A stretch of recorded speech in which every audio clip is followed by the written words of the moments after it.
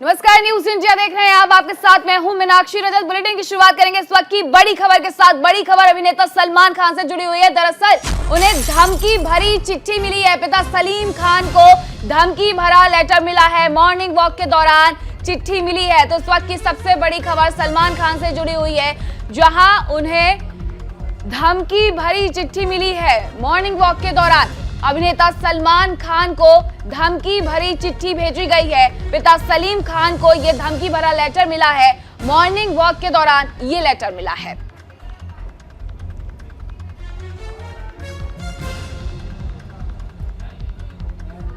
सलमान खान के पिता सलीम खान को यह धमकी भरा लेटर प्राप्त हुआ है जब वो मॉर्निंग वॉक पर गए हुए थे।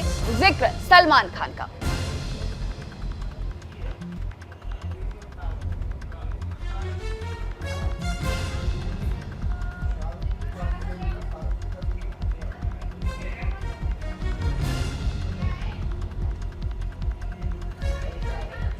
मॉर्निंग वॉक के दौरान ये चिट्ठी सलीम खान को मिली है, जिसमें अभिनेता सलमान खान को धमकी दी गई है।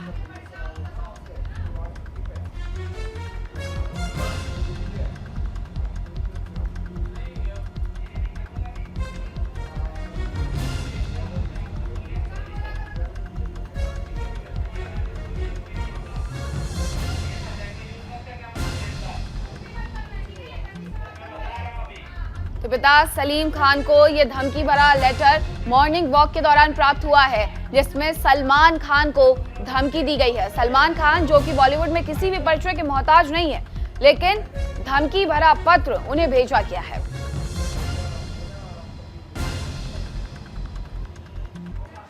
उत्तर प्रदेश के मुख्यमंत्री योगी आदित्यनाथ अपना 50वां जन्मदिन मना रहे हैं। यूपी सीएम योगी आदित्यनाथ के 50 साल आज पूरे हो गए हैं। योगी आदित्यनाथ का जन्म 5 जून 1972 को हुआ था। उत्तर प्रदेश के पौड़ी गढ़वाल के पंचूर गांव में अजय मोहन बिष्ट के रूप में हुआ था। पौड़ी गढ़वाल अब उत्तराखंड में पड़ता है। वहीं यूपी के सीएम योगी को पीएम मोदी ने ट्वीट कर बधाई दी है।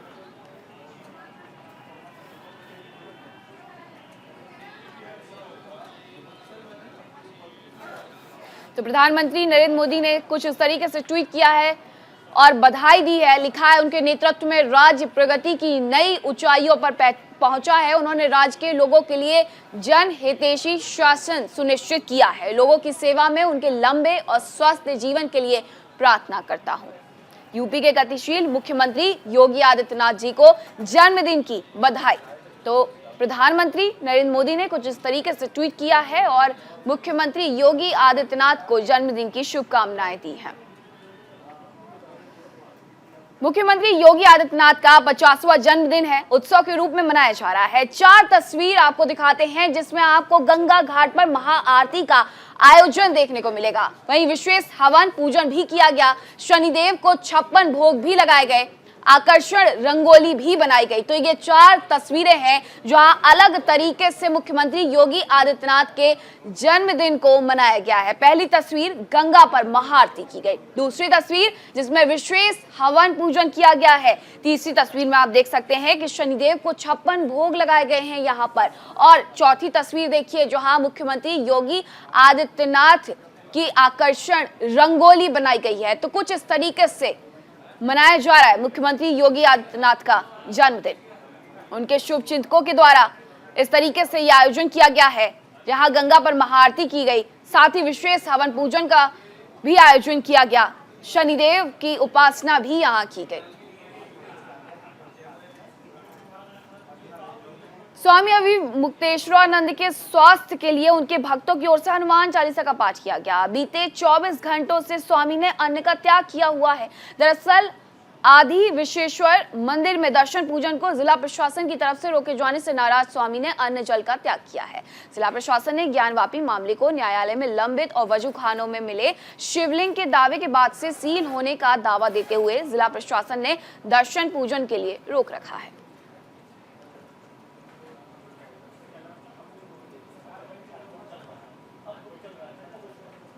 ज्ञानवापी श्रृंगार गौरी मामले को लेकर के लगातार जो है कहा जाए तो यहाँ पर जो है याचिका पे पड़ती जा रही है। और कहा जाए तो बजो खाने में जो है कथित शिवलिंग जो मिली है उसको लेकर के जो है स्वामी अभियुक्तेश्वरानंद जी ने जो है वहाँ पे पूजा अर्चना करने की जो है इच्छा जताई थी। और उसको लेकर के जो है वो 4 जून को जो है ज्ञानवापी परिसर में जानने वाले थे, लेकिन प्रशासन के द्वारा जो है उन्हें रोक दिया गया। और उसके बाद से जो कहा जाए तो स्वामी अभियुक्तेश्वरानंद जो है कहा जाए तो अनशन पे बैठ गए। और अनशन के बाद जो है लगातार कहा जाए तो 24 घंटे का समय बीत चुका है। 24 घंटे से जो है स्वामी अभियुक्तेश्वरानंद ने जो है अन्न और जल दोनों की त्याग कर दी है। और लगातार आप देख सकते हैं कि यहाँ पर जो लोग जो है बैठे हुए हैं, उनके सेवादार जो है उनके स्वास्थ्य की कामना को लेकर के यहाँ पे हनुमान चालीसा का यानी कि 1008 बार हनुमान चालीसा का पाठ किया जा रहा है ताकि स्वामी जी को शक्ति मिले और वो जो है इस लड़ाई में जो है आगे बढ़े। और जिस तरह से दूसरी तरफ आपको दिखाना चाहूँगा कि लगातार जो है यहाँ पे प्रशासन जो है बैठा हुआ है। स्वामी जी अभियुक्तेश्वरानंद जो है दर्शन करने की इच्छा जताई थी, वहाँ पे जलाभिषेक करने को लेकर के कहा था, लेकिन प्रशासन के द्वारा जो है उन्हें रोक दिया गया। और आप तस्वीरों में देख सकते हैं कि इस समय आपको कहा जाए तो विद्या मठ के पास हम लोग मौजूद हैं। और विद्या मठ के सामने आप देख सकते हैं तस्वीरों में कि लगातार जो है प्रशासन यानी पुलिस फोर्स मौजूद है। तो दूसरी तरफ आप तस्वीरों में देख सकते हैं कि यहाँ पे स्वामी अभियुक्तेश्वरानंद जो है अपने भक्तों के साथ जो है यहाँ पे बैठ कर हनुमान चालीसा का पाठ कर रहे हैं। और जहाँ तक बात किया जाए कि जिस समय सुबह से अगर बात किया जाए तो स्वामी अभियुक्तेश्वरानंद की जो है स्वास्थ्य लगातार गिरती जा रही है, उनका शुगर लेवल जो है कम हो गया है। अगर उन्हें नहीं जाने दिया जाता है तो प्रशासन जो है अपनी तरफ से व्यवस्था कराए तो ताकि जो है भगवान को हम इतने जानने के बाद भूखे नहीं रख सकते हैं, क्योंकि हर कोई को जो है उनको जानने का होता है और उनको हम भूखे नहीं रख सकते हैं। तो ऐसे तस्वीरों में आप देखा जा सकता है कि यहाँ पर आज हनुमान चालीसा का पाठ चल रहा है। और हनुमान चालीसा के पाठ के बाद जो है आगे की क्या नीति होगी, क्योंकि आज 1008 बार जो है हनुमान चालीसा का पाठ होना है। और उसके बाद जो है उनके स्वास्थ्य की कामना यानी अभी स्वामी अभियुक्तेश्वरानंद के स्वास्थ्य की कामना भी करेंगे। तो ऐसे में तस्वीर है देख सकते हैं। और लगातार कहा जाए तो स्वामी जी के स्वास्थ्य में भी दिन प्रतिदिन जो है गिरावट दर्ज होती जा रही है। तो ऐसे में प्रशासन क्या निर्णय लेता है, फिलहाल जो कहा जाए तो हनुमान चालीसा का पाठ कर करके स्वास्थ्य की कामना के लिए जो है यहाँ पे भक्त हनुमान चालीसा का पाठ कर रहे हैं। न्यूज इंडिया के लिए मदन मोहन शर्मा, वाराणसी। और अब बात करेंगे विश्व पर्यावरण दिवस की। दिल्ली में मिट्टी बचाओ आंदोलन कार्यक्रम का आयोजन किया गया है। कार्यक्रम को संबोधित करते हुए प्रधानमंत्री नरेंद्र मोदी ने कहा कि मुझे खुशी है कि बीते 8 सालों में मिट्टी को जीवंत बनाए रखने के लिए निरंतर काम किया गया है। इसको लेकर देखिए हमारी ये खास रिपोर्ट।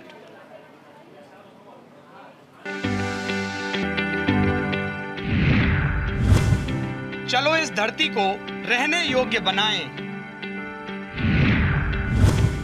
सभी मिलकर विश्व पर्यावरण दिवस मनाएं। आज 5 जून है यानी विश्व पर्यावरण दिवस। इस दिन को पर्यावरण की सुरक्षा और संरक्षण के लिए पूरे विश्व में मनाया जाता है। इस मौके पर भारत के प्रधानमंत्री मोदी ने विज्ञान भवन से वीडियो कॉन्फ्रेंसिंग के जरिए मिट्टी बचाओ आंदोलन की शुरुआत की और पर्यावरण को बचाए रखने के लिए क्या करें इसके लिए मंत्र भी दिया। जो मिट्टी या ये भूमि हमारे लिए पंच तत्वों में से एक है। हम माटी को गर्व के साथ अपने माथे से लगाते हैं। इसी में गिरते हुए खेलते हुए हम बड़े होते हैं। माटी के सम्मान में कोई कमी नहीं है। माटी की अहमियत को समझने में कोई कमी नहीं है। कमी इस बात को स्वीकारने में है कि मानव जाति जो कर रही है उससे मिट्टी को कितना नुकसान हो रहा है उसकी समझ का एक गैप रह गया है। मौका था तो पीएम मोदी ने इस लिहाज से दस्तूर भी पूरा किया। प्रधानमंत्री ने किसान की जमीन से जुड़ी समस्याओं को दूर करने के लिए मिट्टी स्वास्थ्य कार्ड देने वाले अभियान की शुरुआत की। पहले हमारे देश के किसान के पास इस जानकारी का अभाव था कि उसकी मिट्टी किस प्रकार की है, उसकी मिट्टी में कौन सी कमी है, कितनी कमी है। इस समस्या को दूर करने के लिए देश में किसानों को सॉइल हेल्थ कार्ड देने का बहुत बड़ा अभियान चलाया गया। पर्यावरण दिवस के कार्यक्रम से पीएम मोदी ने मिट्टी पर महामंत्र भी दिया। मिट्टी बचाओ आंदोलन एक वैश्विक पहल है जिसका मकसद लोगों को मिट्टी की बिगड़ती सेहत के बारे में जागरूक करना और इसमें सुधार लाने के प्रयासों को बढ़ावा देना है। पीएम मोदी ने मिट्टी बचाओ अभियान के लिए 5 प्रमुख बिंदुओं पर जोर दिया है। मिट्टी केमिकल फ्री बने, मिट्टी में नमी जरूरी, ग्राउंड वाटर होना जरूरी, ग्राउंड वाटर सही हो, मिट्टी का कटाव रोकें, जमीन टेस्टिंग से जुड़ा नेटवर्क तैयार। पीएम मोदी ने यह भी बताया कि कैसे तकनीक के जरिए पर्यावरण की रक्षा की जा सकती है और इसके लिए पीएम मोदी ने हवाला दिया देश के उन हजारों किसानों का जो फर्टिलाइजर और माइक्रो न्यूट्रिशन का इस्तेमाल कर रहे हैं।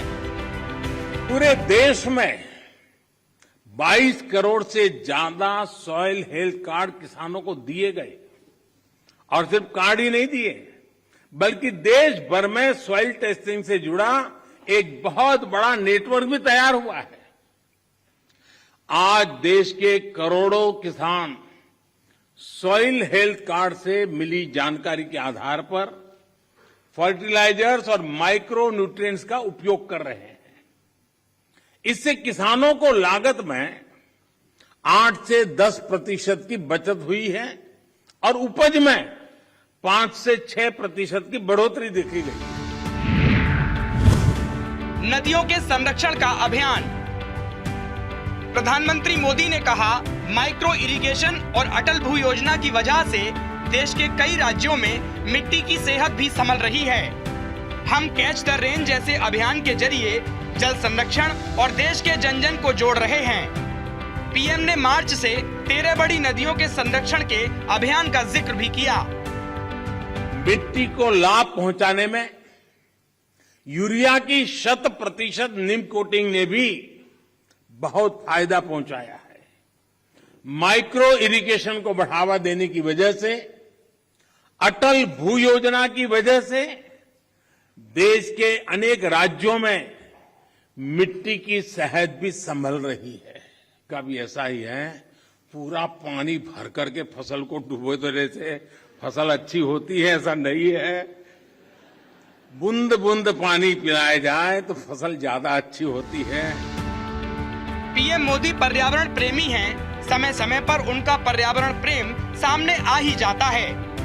पर्यावरण को लेकर प्रधानमंत्री मोदी हमेशा से सजग भी रहते हैं। फिर चाहे बात स्वच्छ भारत अभियान की हो या पर्यावरण से जुड़े अभियान की। बढ़ते तापमान पर पीएम मोदी पहले ही चिंता जता चुके हैं और अब पर्यावरण बचाए रखने के लिए मिट्टी की भूमिका पर भी उन्होंने काफी जोर दिया है। अगर पीएम मोदी की नसीहत पर अमल होता है तो पर्यावरण बचाए रखने में काफी मदद मिलेगी और ये अहम इसलिए भी है क्योंकि पर्यावरण है तो हम हैं। Bureau report, news India. और चलिए अब बात करेंगे कश्मीर की। कश्मीर घाटी में पिछले कई दिनों से जारी टारगेट किलिंग को लेकर आम आदमी पार्टी ने आज दिल्ली के जंतर मंतर पर जोरदार प्रदर्शन किया। इस प्रदर्शन में दिल्ली के उप मुख्यमंत्री मनीष सिसोदिया और आपके राज्यसभा सांसद संजय सिंह ने भी हिस्सा लिया। इस दौरान डिप्टी सीएम मनीष सिसोदिया ने जमकर केंद्र की बीजेपी सरकार पर हमला बोला। उन्होंने कहा कि कश्मीरी पंडितों के मुद्दे पर अब बीजेपी सरकार गूंगी और बहरी हो गई है। बीजेपी इस मामले पर राजनीति के अलावा और कुछ नहीं कर रही।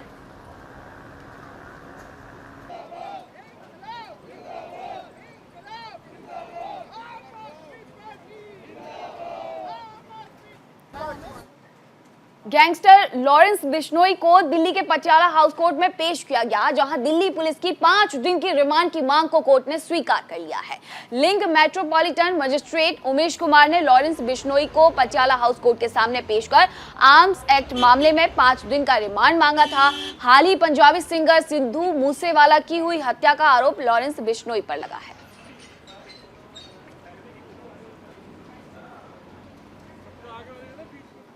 सामने पटियाला कोर्ट में पेश किया था और उसके अंदर उन्होंने ये कहा है कि हमने लॉरेंस बिश्नोई को इस 5 दिन के पुलिस रिमांड के दौरान जो है दिल्ली एनसीआर के आसपास लेके गए हैं और 83/2022 के अंदर में जो भी आर्म्स एक्ट सप्लाई के बारे में है उसकी इंटेरोगेशन चल रही है और 5 दिन के पुलिस रिमांड की बढ़ाने की बात हुई थी, जिसको मैंने अपोज नहीं किया और जैसा हमने 5 दिन का उसका पीसी एक्सटेंड कर दिया।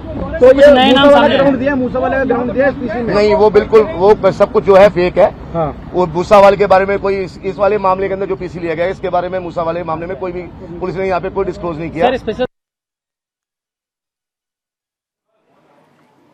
खबर अलीगढ़ से, जहां आज हिंदू महासभा के मुख्यालय आजाद भवन पर कार्यकर्ताओं ने खून से राष्ट्रपति को एक पत्र लिखा, जिसमें उन्होंने जुम्मे की नमाज पर प्रतिबंध लगाने की मांग की है। इस दौरान हिंदू महासभा के राष्ट्रीय सचिव डॉक्टर पूजा शकुन पांडे उर्फ महामंडलेश्वर अन्नपूर्णा भारती, राष्ट्रीय प्रवक्ता अशोक पांडे मौजूद थे।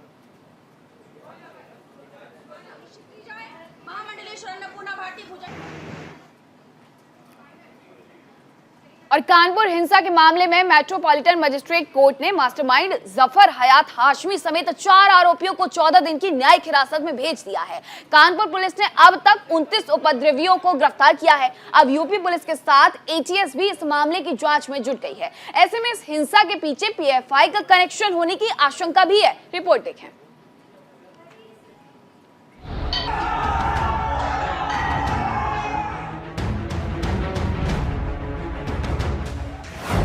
एक्शन में योगी सरकार, कानपुर हिंसा पर सीएम योगी के कड़े निर्देश, आरोपियों के खिलाफ हो सख्त कार्रवाई, पत्थरबाजों पर लगेगा गैंगस्टर और एनएसए एक्ट, सीसीटीवी के आधार पर होगी कार्रवाई, आरोप सिद्ध होने पर चलेगा बुलडोजर।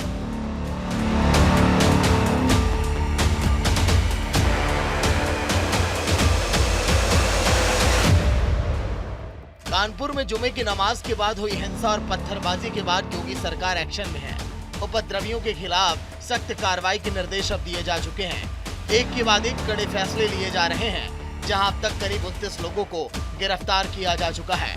सीसीटीवी के आधार पर 100 से ज्यादा लोगों की पहचान हो चुकी है। कानपुर हिंसा में शामिल वैसे लोग अब समझ ले कि आरोप सिद्ध होने के बाद बाबा का बुलडोजर कार्रवाई करने के लिए तैयार है। देखिए, मुख्य रूप से आज जो रूट मार्च किया जा रहा है, एक जनता में शांति व्यवस्था कायम रहे शहर के अंदर, उसके लिए किया जा रहा है। अब तक पुलिस ने करीब 29 लोगों को गिरफ्तार कर लिया है और जो फोटोग्राफ्स हैं, वीडियोस हैं, उसके माध्यम से और करीब 100 से अधिक लोग चिन्हित किए गए हैं। धीरे धीरे इन सभी लोगों की गिरफ्तारी की जाएगी। ये आज फ्लैग मार्च किया जा रहा है शांति व्यवस्था कायम करने के लिए, लोगों में एक विश्वास पैदा करने के लिए, और साथ ही साथ जो एंटी सोशल एलिमेंट्स हैं वो कोई भी बख्शा नहीं जाएगा, वो आइडेंटिफाई किए जा रहे हैं। आपको बता दें कि कानपुर हिंसा का मास्टरमाइंड हयात जफर हाशमी गिरफ्तार हो चुका है। हयात जफर हाशमी पर आरोप है कि उसने कानपुर में हिंसा फैलाने और लोगों को भड़काने का काम किया। हाशमी पर आरोप है कि उसने डीवीआर के दस्तावेज मिटाने और छेड़छाड़ की कोशिश की। हयात हाशमी पर आरोप है कि उसके ठिकानों से पीएफआई से जुड़े होने के कई अहम दस्तावेज हाथ लगे हैं। इसके साथ ही साथ उसके मोबाइल से कई अहम सुराग पुलिस के हाथ लगे हैं। जी, उसमें जब हम लोगों को आइडेंटिफाई करने की कोशिश कर रहे थे तो कुछ दुकानों से जब डीवीआर चेक की गई तो उसके अंदर वो फॉर्मेटेड पाई गई। तो उन्हीं चीज़ों को देख रहे हैं कि किन परिस्थितियों में वो फॉर्मेट की गई। वहीं कानपुर हिंसा को लेकर योगी सरकार सख्त है और हिंसा की जांच को लेकर एसआईटी का गठन भी किया गया। साथ ही एक और टीम गठित की गई जो इस मामले को लेकर जितनी भी कार्रवाई हो रही है और मुकदमे दर्ज किए जा रहे हैं उसे देखेगी। ये दोनों टीमें तय करेंगी कि आखिर किस प्रकार आगे की कार्रवाई की जाए। जी, स्पेशल इन्वेस्टिगेटिंग टीम गठित की है जो कि इसके जो नेटवर्क को ध्वस्त करने के लिए जो भी मोबाइल्स हैं उसकी जांच करेगी। एक दूसरी टीम गठित की है जो इन्वेस्टिगेशन किए जा रहे हैं, जो मुकदमे दर्ज किए जा रहे हैं उसके लिए इन्वेस्टिगेशन टीम की है। तो यही दोनों टीमों के जो गठन है वो डिसाइड करेंगे कि किस तरीके से इन्वेस्टिगेशन आगे प्रोसीड करेगा। कानपुर हिंसा में शामिल दोषियों के खिलाफ गैंगस्टर एक्ट और एनएसए एक्ट के तहत कार्रवाई की जाएगी, क्योंकि योगी सरकार हमेशा से जीरो टॉलरेंस की नीति से यूपी में काम कर रही है। फिलहाल कानपुर हिंसा के बाद कानपुर के आसपास के इलाकों में सुरक्षा व्यवस्था कड़ी कर दी गई और कानपुर के हिंसाग्रस्त इलाकों में धारा 144 लागू कर दिया गया। Bureau report, news India.